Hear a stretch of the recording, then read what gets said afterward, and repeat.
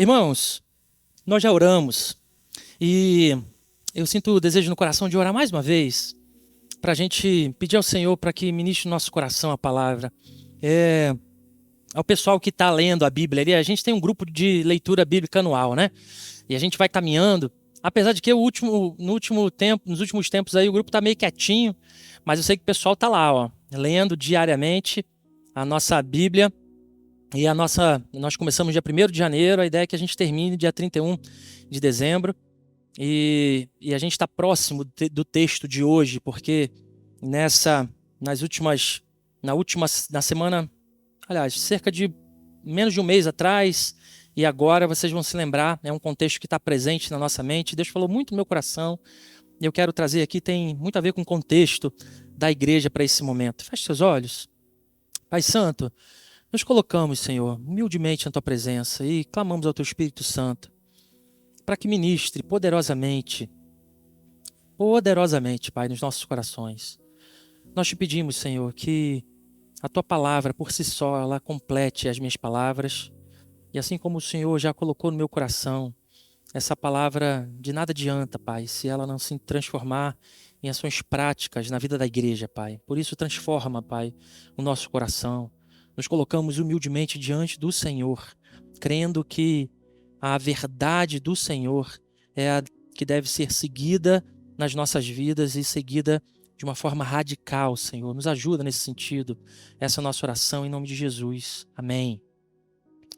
Preste atenção nessa história. Em uma costa bem rochosa, igual que a gente costuma ver aqui no nosso contexto, um mar ao invés de praia, aquele costão rochoso. Era comum que barcos passassem nesse local específico e acabassem esbarrando, tendo alguns acidentes ali.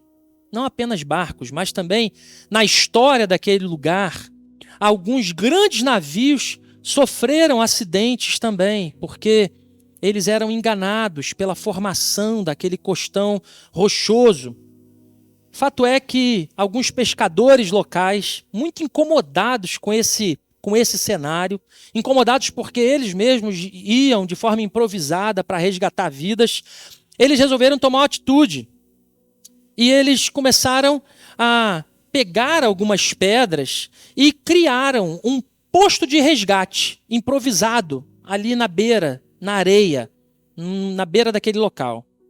Com poucos recursos que eles tinham, eles construíram uma cabana bem simples, pegaram um mastro, colocaram o mastro, compraram um par de faróis num ferro velho, colocaram na ponta daquele mastro um farol improvisado para que ele servisse de alerta para os navegantes, para que quando eles vissem aquele farol iluminado lá, eles vissem que já estava na costa e não fossem enganados. Ou então, no meio da tempestade, eles soubessem com a prévia necessária para que eles se afastassem daquele local. Ou seja, junto desse cenário também colocaram um bote ali disponível, cederam um bote com alguns remos para que, se porventura acontecesse alguma coisa, algum deles ia lá e facilitava o trabalho, não tinha que ficar procurando o barco de alguém. Não tinha luxo, não tinha equipe técnica. Era um grupo de voluntários, pescadores locais que se alternavam, se revezavam de dia e de noite para manter aquela luz acesa e para, em qualquer perigo em vista, eles pudessem correr mar adentro para socorrer ou avisar, né, em vista de algum perigo. Com o tempo, isso foi tendo êxito. Eles foram conseguindo evitar. Muitos navios elogiavam aquela humilde iniciativa. E mais ainda, quantos acidentes foram poupados, eles notaram que as estatísticas antes que tinham mortes, navios atracados ali, acidentes, a partir daquela simples ação mudou radicalmente. Não tinha mais vítimas fatais, não tinha mais barco quebrado, não tinha mais navio acidentado, e essa história se espalhou. Se espalhou as pessoas na internet se encantaram, as doações começaram a chegar, as redes locais de televisão começaram a fazer entrevista, como é que faz essa história, começaram a fazer grandes reportagens, falando, nossa, que gesto bonito e tudo mais. O reconhecimento chegou, prêmios foram, aqueles homens, aqueles pescadores ganharam prêmios, ganharam doações para suas casas, e aquela simples cabana, ela começou a ser reestruturada, digamos assim. Logo ao lado daquela cabana, construíram um grande prédio. Na ponta do prédio, eles ergueram um grande farol, bonito, moderno. E no andar térreo daquele prédio construído, fizeram um salão de festas, um local de recreação dos locais ali, dos próprios pescadores, né? Um meio de arrecadar um recurso para eles também. E naquela cabana antiga, transformaram em um centro cultural. Pegaram aquelas boias que eles utilizavam, antigas, improvisadas, penduravam na parede, e junto daquelas boias, daquele bote antigo, daquele remo antigo, tudo aquilo virou história. Eles colocavam os relatos, com esse remo, e aconteceu isso, eles salvaram isso, e fotos antigas do local. Pois bem, com o crescimento, algumas demandas vieram, e com o aumento das demandas, a equipe também precisou aumentar. E nesse cenário, pouca gente agora sabia operar o farol novo, importado e alto. Os treinamentos, eles eram necessários, só que justamente por ser um farol tão tecnológico, eles começaram a ser adiados, porque não é todo dia que a gente arruma profissional para treinar para essa tecnologia toda aqui. O farol que antes estava aceso toda a noite com luz de bateria, passou, por causa de falta de treinamento, a funcionar só nos dias de visitação turística ou então quando tinha algum especialista na área. Até que, numa certa noite, numa grande tempestade, quando aquela tempestade chegou na costa, um grande navio, desorientado, sem um funcionamento do farol, ele acabou se acidentando, ele se chocou nas pedras. Muitas vítimas ficaram ali, foi uma correria só, não havia nenhum vigia de plantão, o farol estava apagado, alguns sobreviventes conseguiram nadar até a costa, mas infelizmente muitos outros morreram nas águas geladas, afogados à vista daquele belo prédio, daquele farol novo, que um dia foi um centro eficaz de resgate. E daí, os críticos vieram. E logo, quando os críticos vieram, a nova liderança daquele espaço se pronunciou, né? Falou assim, gente, vocês têm que entender uma coisa. Hoje, nós não somos simplesmente um velho farol colocado de forma improvisada. Aqui é muito mais do que isso. Nós empregamos pessoas, nós trazemos uma importância, uma valorização para esse local, nós realizamos eventos importantes aqui, nós temos parcerias culturais, nós acolhemos congressos, seminários, encontros comunitários. O nosso farol é hoje um dos mais modernos do país, só está temporariamente inativo por falta de manutenção, porque as peças vêm do exterior e essa reposição ela é lenta. Mas fiquem tranquilos, já estamos providenciando um memorial para homenagear esses que se foram. Irmãos, a igreja cristã, ela nasceu como um posto de resgate, improvisado, viva, ousada, com poucos recursos e com muita paixão. Mas, infelizmente, em muitos locais, a igreja, chamada Igreja de Cristo, tem se tornado um centro de eventos, um centro de gestão de imagens, um centro de preservação de memórias. Nós temos luzes, nós temos tecnologia, nós temos conforto, nós temos ar gelado, mas onde está a urgência com os perdidos? Será que nós temos, como Igreja do Senhor, acendido os nossos faróis todas as noites ou apenas aos domingos? A grande questão é que, enquanto nós tiramos o foco do mar desse mundo e focamos na estrutura, o farol acaba se apagando e a gente continua morrendo nos costões rochosos mundo afora. Queridos irmãos, o tema da mensagem de hoje é luz para o mundo. Seja um farol de Cristo. Luz para o mundo. Seja um farol de Cristo. E eu convido para que você abra sua Bíblia no livro de 1 Reis, no capítulo 13. E vamos ler dos versos 1 ao 10. 1 Reis, capítulo 13, de 1 a 10.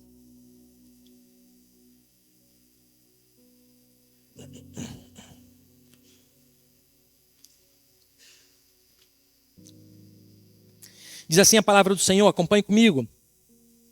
Eis que por ordem do Senhor veio de Judá a Betel um homem de Deus, e Jeroboão estava junto ao altar para queimar incenso. Clamou o profeta contra o altar por ordem do Senhor e disse: Altar, altar, assim diz o Senhor, eis que um filho nascerá à casa de Davi, cujo nome será Josias, o qual sacrificará sobre ti os sacerdotes dos altos que queimam sobre ti incenso, e ossos humanos se queimarão sobre ti. Deu, naquele mesmo dia, um sinal, dizendo: Este é o sinal de que o Senhor falou. Eis que o altar se fenderá, e se derramará a cinza que há sobre ele. Tendo o rei ouvido as palavras do homem de Deus que clamara contra o altar de Betel, Jeroboão estendeu a mão de sobre o altar, dizendo: Prendei-o! Mas a mão que estendera contra o homem de Deus secou, e não podia recolher. O altar se fendeu, e a cinza se derramou do altar, segundo o sinal que o homem de Deus apontara por ordem do Senhor. Então disse o rei ao homem de Deus: Implora a favor do Senhor teu Deus, e ora por mim, para que eu possa recolher a mão. Então o homem de Deus implorou o favor do Senhor, e a mão do rei se lhe recolheu, e ficou como dantes. Disse o rei ao homem de Deus: Vem comigo à casa e fortalece-te, e eu te recompensarei.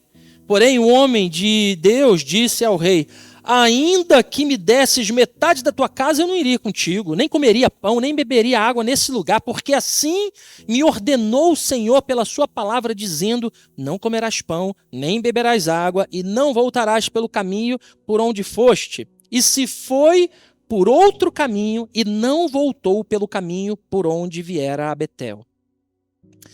Irmãos, essa história é interessante, né? E esse contexto, ele se passa num momento interessante da história de Israel. O reino de Israel, até o reinado de Salomão, era apenas um país unificado. E logo após a morte de Salomão, Israel foi dividido em dois reinos, o reino do norte e o reino do sul. No reino do norte, que era chamada Israel, essa parte, a maior parte, seguiu com o comando de Jeroboão. Já no reino do sul, que era chamada de Judá, passou a ser chamada de Judá, foi governada continuando a descendência de Davi, e era governada por Roboão. Isso aconteceu após uma profecia de Aías, né? Mas o fato é que nessa divisão, 10 das 12 tribos de Israel apoiaram Jeroboão, se separando, se tornando Israel o reino do norte, enquanto parte da tribo de Benjamim e a tribo de Judá, a própria tribo de Judá, se tornou o reino do sul, essa que foi oficializada como Judá, também considerado aí o reino do sul. Então, Jeroboão no reino do norte, Roboão no reino do sul. Jeroboão tinha medo. Por quê? Jerusalém, apesar da maioria ter apoiado Jeroboão, a cidade de Jerusalém, que era a cidade da adoração, ficou no lado do sul. Ficou no lado de Roboão, ficou no lado dos descendentes de Davi. Ficou dentro do espaço de Judá. Ou seja, temos um problema ali. Todo ano o povo de Israel se juntava para ir até o templo para louvar ao Senhor nas festas que o Senhor determinou. Então o que ele fez? Ele construiu bezerros de ouro e colocou estrategicamente nas suas maiores cidades no Reino do Norte. Colocou um bezerro de ouro em Betel, que era justamente uma cidade que praticamente fazia divisão com Jerusalém e era o extremo sul do Reino do Norte, e colocou também, para que o povo não descesse mais aquele caminho todo de Israel, ele colocou em Dan, lá na outra ponta do mapa, um outro bezerro de ouro. E ele virou para o povo e falou o seguinte: estão vendo esses bezerros aqui? Foram eles que liberaram o povo de Israel do Egito. São eles que deram livramento a vocês. São eles que vocês vão adorar. Antes vocês adoravam no templo, mas agora vocês vão adorar aqui. Tanto pode ser em Betel, como pode ser em Dan. Mais ainda, Jeroboão estabeleceu um novo calendário religioso, ou seja, as festas anuais, ele não queria mais que conflitasse, acontecesse no mesmo tempo. Ele queria modificar isso. Ele queria enfraquecer esse movimento do povo que ia até o templo adorar. Então ele criou um calendário religioso diferente e tirou os levitas, que eram os sacerdotes colocados por Deus para comandar essa parte do sacerdócio. Ele foi nomeando. Ou seja, assim como aconteceu nos tempos modernos, a igreja, vamos dizer assim, passou a ser estatal naquele tempo, né? E ele começou a nomear novos sacerdotes para aquele novo cenário religioso ali, daquele bezerro de ouro que foi criado por ele. Foi então que apareceu o tal do homem de Deus na história, né? Ele foi enviado por Deus da onde? Justamente do reino do sul, de Judá. Ele foi enviado lá para o reino do norte para confrontar essa idolatria de Jeroboão. Interessante que essa história, né, corajosa desse homem, a gente lê e ele é tratado como homem de Deus. Um homem que não tem nome, mas que foi um instrumento precioso na mão de Deus. Ele chegou em Betel justamente no momento em que Jeroboão estava fazendo um sacrifício a esses deuses, né? E ele chega lá e proclama juízo do Senhor sobre aquele cenário. Olha o que ele diz, né? Ele começa gritando: altar, altar. Ele está profanando aquele altar ali, está dizendo assim, ó, Jeroboão, grava aqui o que eu estou dizendo. Vai nascer um descendente de Davi. Lembra-se bem? Jeroboão não era descendente mais de Davi. Vai nascer um descendente de Davi, chamado Josias. Ele vai acabar com essa idolatria aqui, Jeroboão. Sobre o seu túmulo, sobre o túmulo dos seus sacerdotes idólatras, eles serão mortos e as cinzas deles serão espalhadas.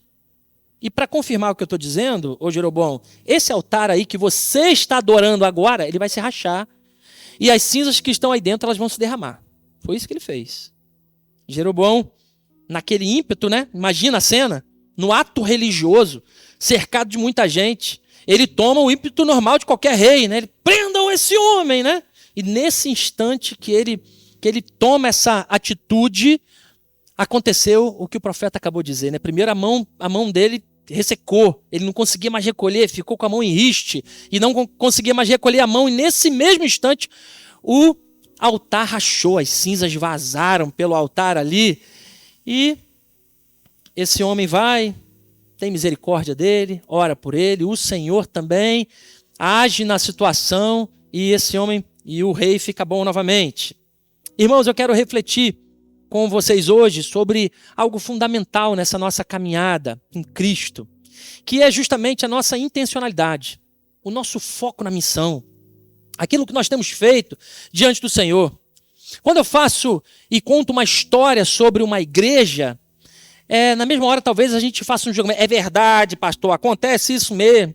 As igrejas hoje estão... Mas eu quero que você, nesse instante, faça uma crítica ao seu coração. Você que é a igreja também do Senhor, você que é uma pequena parte desse grande corpo de Cristo, você carregue essas críticas para o seu coração e a todo momento durante a mensagem você se pergunte.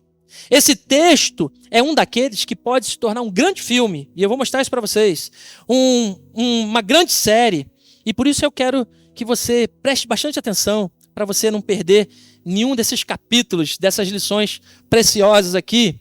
Essa passagem é um chamado para que a gente volte às nossas origens de adoração, para que a gente volte com sinceridade, para que a gente estabeleça no nosso coração uma renovação necessária no nosso relacionamento com Deus, para que seja um momento onde a gente possa fazer um balanço da nossa vida e, em nome de Jesus, fazer um ajuste de foco naquilo que a gente precisa fazer diante do Senhor. Amém, meus irmãos?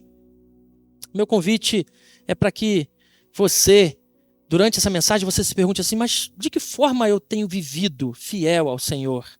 Onde é que eu tenho me afastado dos propósitos de Deus para a minha vida? Ainda hoje, irmãos, é bom lembrar que Deus continua chamando o seu povo de volta à fidelidade e de volta à adoração. Isso não é coisa daquele tempo lá não, de Jeroboão, homem de Deus, Roboão, reino norte e reino sul. Deus ainda hoje continua chamando eu e você à responsabilidade, a mantermos o foco. Continua chamando a gente de volta à fidelidade. Continua chamando a gente de volta para a verdadeira adoração. E quando a gente olha para a igreja de hoje, a igreja de Cristo, o cenário mundial, é impossível não notar que essa narrativa que a gente vê aqui tem muito a nos ensinar sobre a nossa caminhada com Deus. Por isso, eu quero me ater a esse tema, luz para o mundo. Seja um farol de Cristo. E a primeira lição que eu quero destacar está logo ali nos versos 1 e 3. Seja um farol de Cristo na missão. Logo no início dessa leitura, a gente vê esse homem de Deus, um profeta, né? Um profeta enviado pelo próprio Deus. Repare que ele não é um oficial. Repare que ele não é um rei. Ele é um homem comum, com uma missão gigante nas mãos e tem um propósito claro. Olha o que Deus disse para ele, ó, vai lá, entra lá no outro reino, na cidade vizinha lá, né? Já num outro país, num reino até um pouco estranho um ao outro, vai lá, dá esse recado. Você não vai beber nada, você não vai comer nada, você vai voltar por outro caminho e essa é a missão. Ele se apresenta lá em Betel, nesse local, e chega lá falando que vai aparecer novamente da casa de Davi, chamado Josias, com nome e tudo. Ó, vai nascer um descendente de Davi, o nome dele é Josias, e ele vai vir aqui para tomar. Vocês vão novamente, o Senhor vai puxar a corda. A gente talvez falaria assim, né? E vocês vão entender que Deus está chamando a atenção de vocês novamente para a adoração ao nome dele. Está chamando a atenção de vocês novamente para aliança. Repare que a missão de Deus para o profeta de Judá não é apenas uma condenação. Quando a gente olha assim, a nossa primeira impressão é olhar que aquele homem foi trazer juízo, né? Mas o que aquele homem foi levar, na verdade, era uma restauração que viria. O que aquele homem foi anunciar é que Deus já tinha planejado a restauração. E eu quero fazer essa pergunta a você. Já reparou como é que isso acontece às vezes na nossa vida? Por vezes, o sinal de juízo na nossa vida, algumas dores que a gente sofre, na verdade, são um sinal de esperança. Você já parou para pensar nisso? Por vezes na nossa vida, a gente reclama do remédio amargo, não é isso? Remédio é ruim de tomar. Eu tenho a minha pequenininha lá, 3 anos, e quando a gente vai dar remédio amargo, ela é boa de tomar remédio, inclusive, mas quando é remédio amargo, ela, né, não quer. Por vezes, a gente reclama da poda do Senhor, né? Quando a gente se vê podado pelo Senhor, a gente fica incomodado. Mas a gente sabe que podas são necessárias para que frutos vigorosos nasçam, não é assim?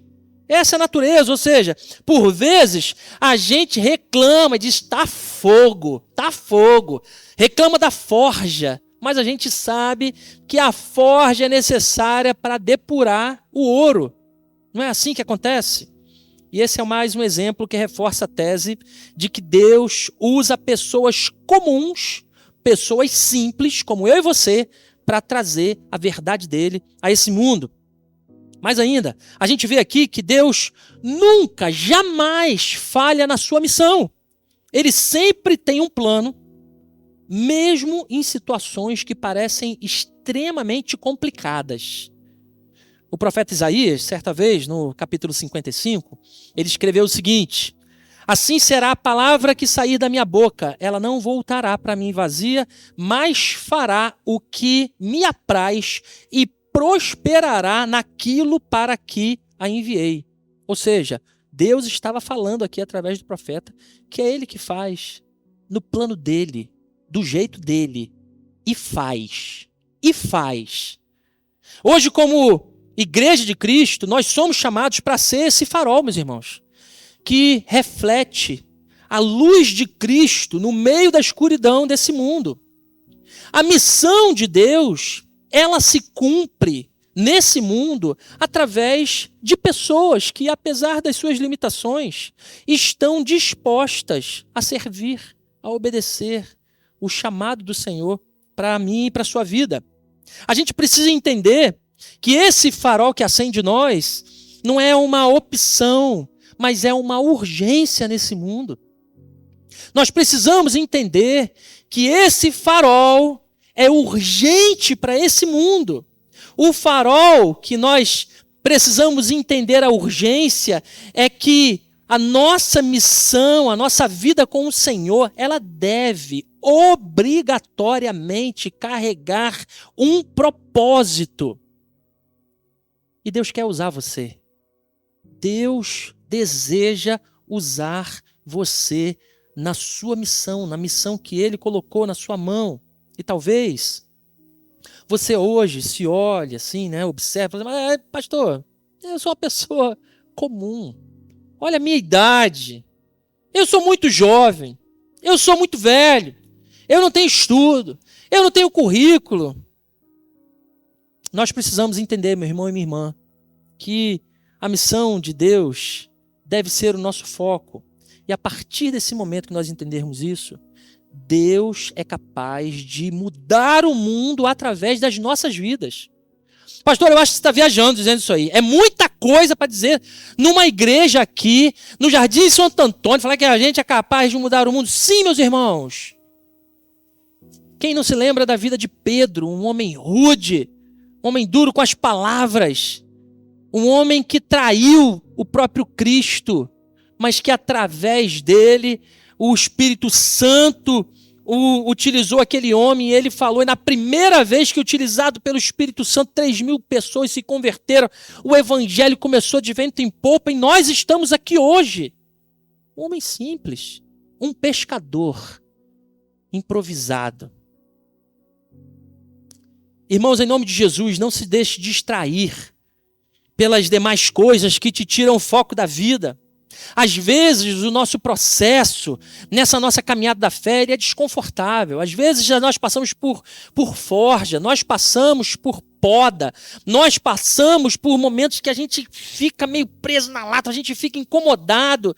Mas uma missão é clara para todos nós: refletir a luz de Cristo e o seu plano de restauração para salvar o perdido. Todos nós somos chamados de diversas formas a refletir essa mesma luz. Se você crê nisso, diga amém. Por isso, irmão e irmã, em nome de Jesus, seja um farol de Cristo na missão que Ele tem para você. Quando a gente avança os versos 4 e 6, a gente vê um outro cenário. A gente vê que uma resposta imediata, né, de Jeroboão, quando o homem de Deus profetiza contra o altar, o rei estende a sua mão, manda prender o profeta, né? A mão seca, ele não consegue recolher. Ao ver esse milagre todo ali acontecendo, o rei Jeroboão faz um pedido para o profeta. Fala assim, ó, profeta, eu entendi aqui, ó, desculpa aí o mau jeito, né? Desculpa aí o mau jeito. Mas faz o seguinte, vamos lá em casa. Vamos lá em casa. Você viajou, andou tantas léguas aí, ó. vamos lá, fortalece-te, ou seja, come alguma coisa, bebe alguma coisa, se recompõe as suas forças. Mais ainda, se você for lá, eu vou te dar uma recompensa. A segunda lição que a gente tem aqui é: seja um farol de Cristo diante da oposição. Diante da oposição. Essa tentativa de Jeroboão de resistir à palavra de Deus falhou completamente. A gente viu isso. Embora ele tivesse o poder político como rei, ele não tinha na menor condição, o menor poder de mudar o plano divino, certo? Irmãos, isso mostra para nós o seguinte: que quando nós estivermos alinhados na missão de Deus, caminhando na força do Espírito Santo, não existe oposição, por mais forte que seja, que será capaz de nos deter. Quando estivermos como crentes do Senhor, como igreja do Senhor, alinhados nessa missão, vivendo nesse propósito, refletindo a luz de Cristo, a oposição vai se levantar, mas ela não terá êxito, porque o Senhor é fiel, o Senhor vai cumprir aquilo que Ele determinou. Mesmo quando a gente enfrenta resistência, mesmo quando a gente é desestimulado por aqueles que estão à nossa volta, mesmo quando os desafios parecem muito maiores, e a gente pensa assim: bom, será mesmo que está valendo a pena essa luta aqui?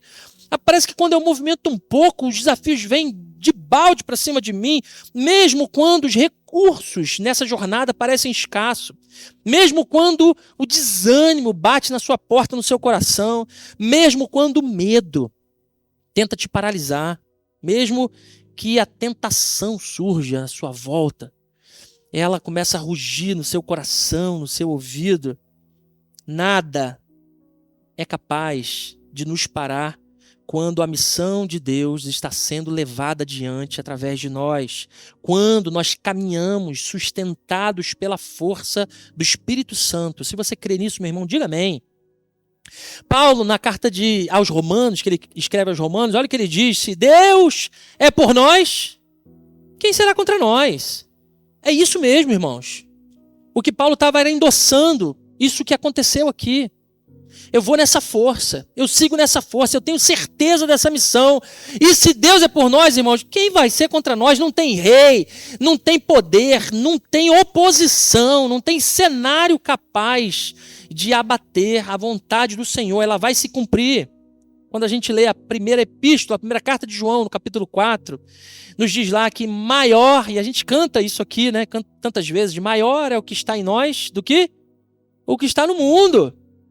E essa é uma verdade, irmãos, que a gente precisa carregar na nossa caminhada cristã.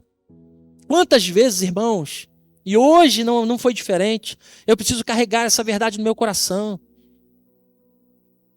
Às vezes, ou quase sempre, digamos assim, né, a gente se depara com oposição enquanto a gente segue adiante com a obra do Senhor. Não é assim que acontece? Acontece.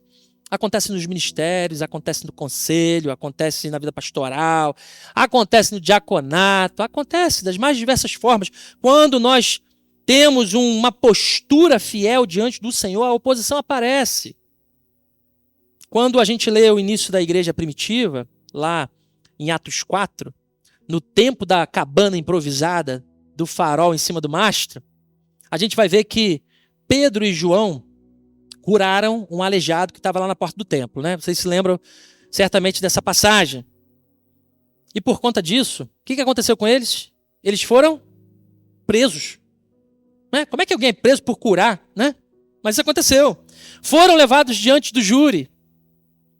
E olha o que diz a palavra do Senhor. Isso está lá em Atos 4. Quando começa a narrar a defesa de Pedro, Pedro se levanta. Esse pescador, homem rude, homem sanguíneo, homem da palavra áspera, ele se levanta cheio do Espírito Santo e faz uma defesa diante dos magistrados, que eles não têm dúvida que aquele homem tem algo diferente ali carregando no coração. Muitas vezes, na minha vida, irmãos, ao invés de eu me levantar na força do Espírito Santo, eu me levantei cheio de ódio. Eu me levantei cheio de raiva. Muitas vezes na minha vida, ao invés de me levantar na força do Espírito Santo, eu me levantei cheio de raiva, cheio de medo, cheio de orgulho, cheio de preocupação com a minha própria imagem. E esse exemplo de Pedro e João nos ensina algo diferente. Esse Pedro, que antes era impulsivo, inconsequente, agia no calor das emoções, agora, naquele novo cenário, se mostra um homem cheio do Espírito Santo, com uma transformação radical. E a pergunta que eu faço é: e você? Como é que você tem enfrentado as oposições que vão contra a missão do Senhor? Qual tem sido a sua reação? Porque quando a gente se depara com oposição, a nossa resposta muitas vezes reflete o nosso nível de confiança com Deus. A forma como nós estamos sendo guiados pelo Espírito Santo. Grave isso. A forma como nós respondemos aos problemas à nossa volta mostra como anda o nosso coração, se está alinhado ou não com o Espírito Santo. E Deus, irmãos, é maior do que qualquer oposição. Deus é maior do que qualquer força contrária. Deus é maior do que qualquer uma dessas questões que se levantam na nossa vida.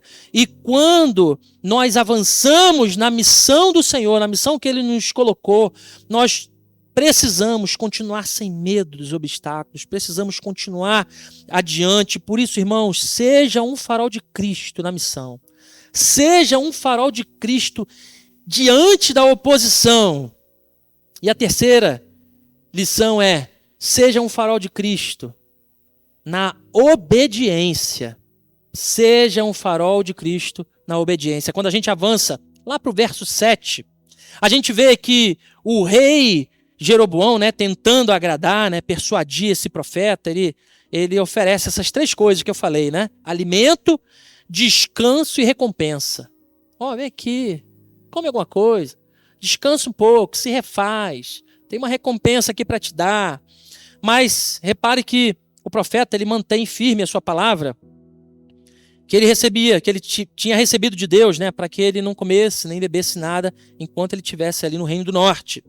A razão para essa recusa não estava simplesmente na vontade que ele tinha de dizer não na cara do rei, Não era isso, não era esse o desejo do profeta.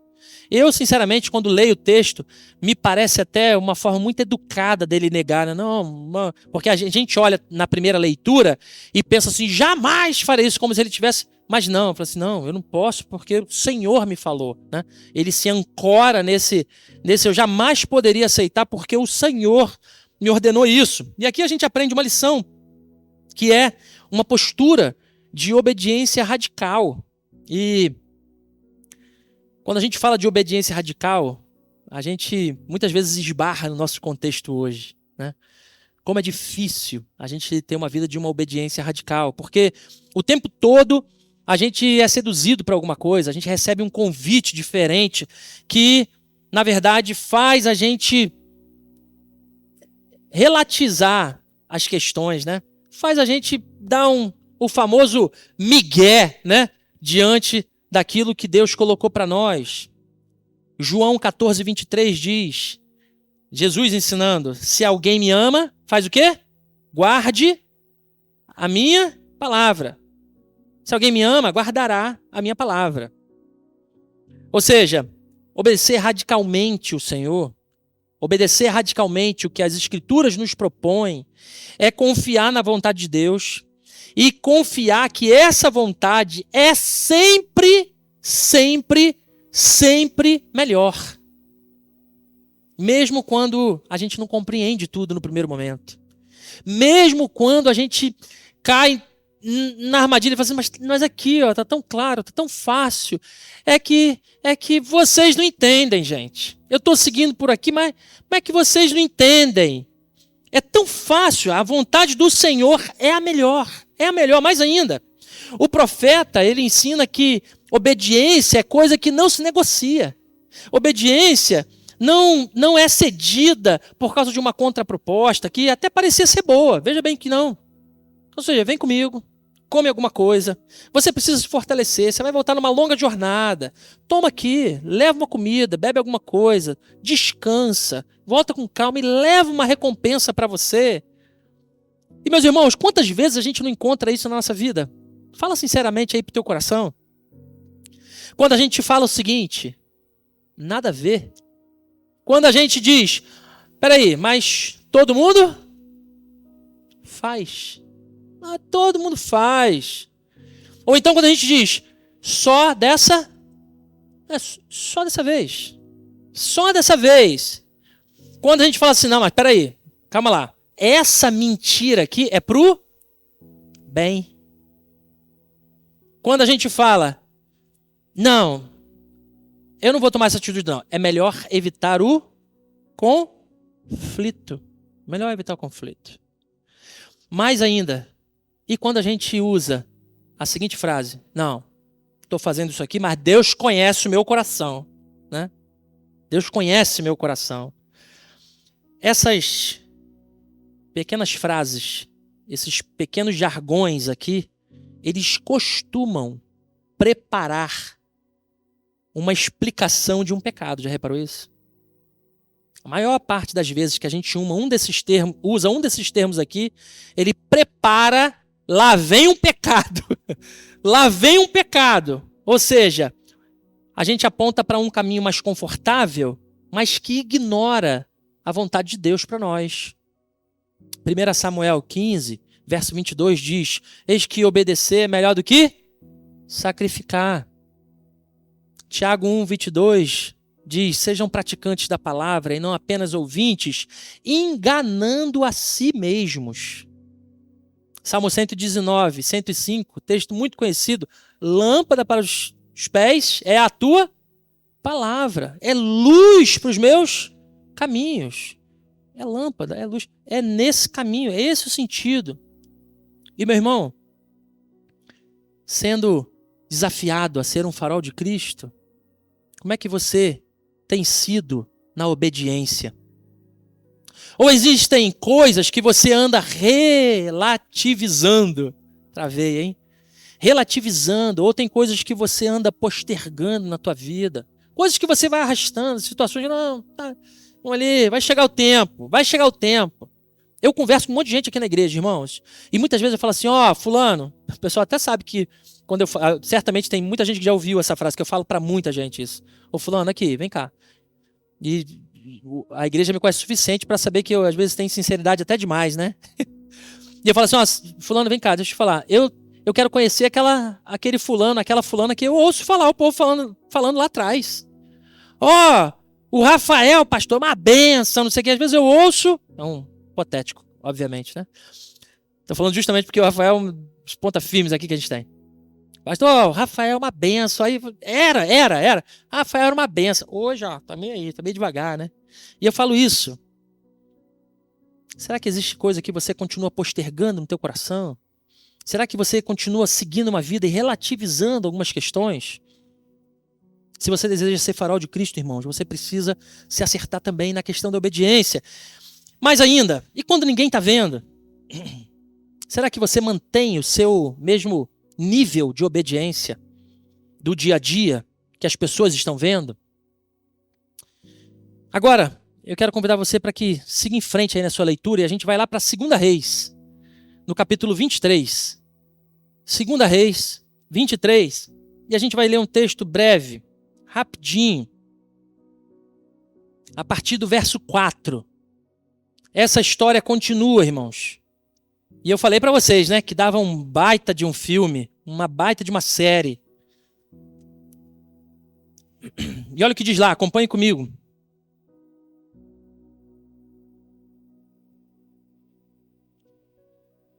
O título desse trecho é A Purificação do Templo e do Culto. Diz o seguinte, então o rei ordenou ao sumo sacerdote Ilquias. Deixa eu fazer uma pausa aqui. Esse rei, qual é o nome dele? Josias. Quantos anos se passaram aí? Mais ou menos 350 anos, irmãos, se passaram. Aquela geração toda ficou para trás. 350 anos depois, mais ou menos. Vamos lá. Então o rei Josias ordenou ao sumo sacerdote Hilquias e aos sacerdotes da segunda ordem e aos guardas da porta que tirassem do templo do Senhor todos os utensílios que se tinham feito para Baal e para o poste-ídolo e para todo o exército dos céus, e os queimou fora de Jerusalém, nos campos de Cedron, e levou as cinzas deles para Betel. Também destituiu os sacerdotes que os reis de Judá estabeleceram para incensarem sobre os altos da cidade de Judá e ao redor de Jerusalém, como também os que incensavam a Baal, ao sol, à lua, aos demais planetas, ao exército e a todo o exército dos céus. Também tirou da casa do Senhor o poste-ídolo que levou para fora de Jerusalém até o vale de Cedron, no qual o queimou, o reduziu a pó, que lançou sobre as sepulturas do povo. Também derribou as casas da prostituição cultual que estavam na casa do Senhor, onde as mulheres teciam tendas para o poste-ídolos. A todos os sacerdotes trouxe das cidades de Judá e profanou os altos em que os sacerdotes incensavam, desde Geba até Berseba, e derribou os altares das portas que estavam à entrada da porta de Josué, governador da cidade, à mão esquerda daquele que entrava por ela. Mas os sacerdotes dos altos não sacrificavam sobre o altar do Senhor em Jerusalém, porém comiam pães asmos no meio de seus irmãos. Também profanou a Tofete, que está no vale dos filhos de Inom, para que ninguém queimasse a seu filho ou a sua filha como sacrifício a Moloque. Também tirou os cavalos que os reis de Judá tinham dedicado ao sol, à entrada da casa do Senhor, perto da câmara de Natã, Meleque, o camareiro ao qual ficava no átrio, e os carros do sol queimou. Também o rei derribou altares que estavam sobre a sala de Acais, sobre o terraço, altares que foram feitos pelos reis de Judá, como também os altares que fizera Manassés, nos 2 átrios da casa do Senhor, e esmigalhados os tirou dali, e lançou o pó deles no ribeiro de Cedron. O rei profanou também os altos que estavam de fronte de Jerusalém, à mão direita do monte da destruição, os quais edificara Salomão, rei de Israel, para Astarote, abominação aos sidônios, e para Quemos, abominação dos moabitas, e para Milcom, abominação dos filhos de Amon. Semelhantemente fez em pedaços as colunas, cortou os postes ídolos, e o lugar onde estavam encheu ele de ossos humanos.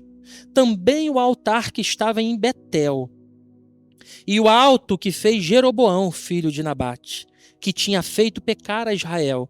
Esse altar, junto com o alto, o rei derribou, destruiu o alto, reduziu a pó o seu altar e queimou o poste ídolo. Agora preste atenção aqui nesse verso. Olhando Josias ao seu redor, viu as sepulturas que estavam ali no monte, mandou tirar delas os ossos e os queimou sobre o altar. E assim os profanou, segundo a palavra do Senhor, que apregoara o homem de Deus, que havia anunciado essas coisas. E então perguntou: que monumento é esse que eu vejo? Responderam-lhe os homens da cidade: é a sepultura do homem de Deus, que veio de Judá, e apregoou essas coisas que fizeste contra o altar de Betel. Josias disse: deixa então estar. Ninguém mexa com seus ossos. Assim, deixaram estar os ossos com os ossos do profeta que viera de Samaria.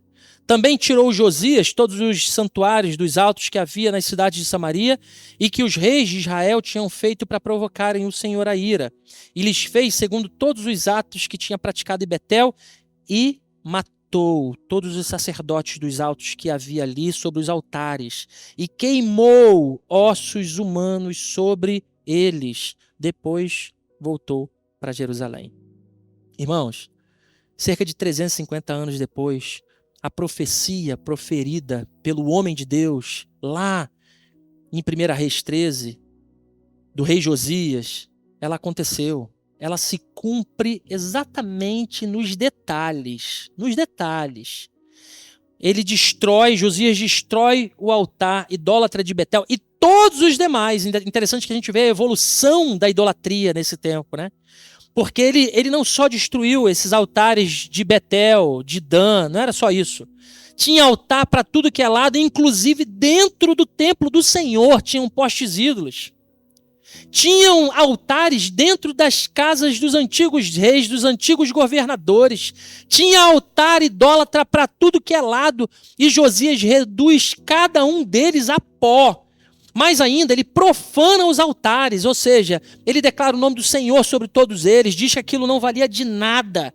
Eles foram acumulados em montes de pó. E até esse detalhe simbólico da profanação com ossos humanos, até isso se cumpre. Até isso se cumpre, como foi dito lá pelo profeta. Ou seja, irmãos, o cumprimento dessa profecia nos lembra algo essencial para a nossa vida cristã. Deus nunca falha. O que Ele diz sempre se cumpre. O que Ele ordena, Ele exige. E o que Ele promete, Ele realiza, irmãos. A palavra de Deus sempre se cumpriu e sempre vai se cumprir. Ela sempre se cumpriu e ela vai continuar se cumprindo, irmãos, e é nessa promessa que a gente caminha na nossa missão. A fidelidade de Deus, meus irmãos, por fim das contas, ela precisa sustentar o meu e o teu coração. Se tem algo aqui disso tudo que a gente falou, e você falou assim, pastor, o que é que eu levo para casa? Leva isso. Que apesar das tuas muitas questões, dos teus muitos problemas, existe algo maior sobre a minha e a sua vida, que é a fidelidade do Senhor. Essa fidelidade do Senhor, ela é que deve nos sustentar. Não são os remédios que tomamos, eles nos ajudam, mas não são eles que curam, não são eles que trazem a solução para os problemas. Eles nos ajudam, mas o que de fato deve calar o nosso coração é sermos sustentados pela fidelidade do Senhor. As palavras do Senhor para cada um de nós, elas vão se cumprir. E mesmo, meu irmão, que você se sinta um homem de Deus, um homem limitado diante de Deus, mesmo se você se sinta uma mulher limitada diante de Deus, assim como aquele homem, sem um nome registrado, sem um cargo registrado, sem uma política que o reconhecesse, Deus te chama a seguir em frente com fidelidade, sabendo que essa fidelidade nunca será em vão. 1 Tessalonicenses, no capítulo 5, verso 24, diz que fiel é o que vos chama, o qual também o fará. Interessante isso, né? O que Paulo está escrevendo aqui? É que aquele que chama é o mesmo que faz acontecer. Interessante, né? Aquele que chama, fica tranquilo. Se ele te chamou, vai em frente, que ele vai fazer acontecer também. Segue em frente, meus irmãos. Sigamos em frente, em nome de Jesus. Mais ainda, leva para casa também que o nosso papel é obedecer. E o resto é com o Senhor. Nesse processo de fidelidade, cabe no nosso coração, durante a nossa vida, obedecer. E que desafio grande é esse para nós, para o nosso coração teimoso. Mas esse é o nosso papel. O Senhor vai levar adiante, Ele fará. Mais ainda, o meu desafio é para que nós, eu e você, eu quero me colocar aqui, sendo o primeiro, irmãos, nós somos chamados a ser farol de Cristo. Nós somos chamados a ser farol, e não é apenas aqui não, irmãos. Somos chamados a ser farol de Cristo na nossa casa, no nosso trabalho, na nossa escola, na nossa faculdade, na igreja, no meio da sua dor, diante dos problemas, diante das situações, diante dos desafios, no meio da tempestade desse mundo, somos chamados a ser farol de Cristo. Por isso, irmão, em nome de Jesus, seja um farol de Cristo. Mas não é um farol apagado, um farol enferrujado, mas ativo, um farol atento. Mesmo que seja um farol humilde, mas que seja um farol obediente para a glória do Senhor. Porque quando nós nos posicionarmos dessa forma, nós vamos entender que essa luz, ela não é nossa, essa luz é de Cristo. mas eu e você podemos ser o mastro para estender essa luz. E a pergunta que eu te faço, antes da gente cear, é a seguinte: será que a sua vida virou uma espécie de centro cultural de memórias da sua fé? Será que nessa história que a gente contou, como você se classifica? Será que você tem acendido o farol só aos domingos de noite, no templo, na igreja? Será que essa obediência que Deus espera de mim, de você, tem sido seletiva, talvez, para a sua vida? Ela tem sido relativizada? Será que essas frases costumam acontecer na sua vida? Ou você continua firme, vivo, aceso na missão que Deus colocou, mesmo diante da oposição, mesmo diante dos cenários? Você carrega uma obediência radical. Mateus 5, no verso 14 e 16, diz: vós sois o quê? A luz do mundo. Não se pode acender uma cidade edificada sobre um monte, e assim brilhe a vossa luz diante dos homens, para que vejam as boas obras e glorifiquem ao vosso Pai que está nos céus.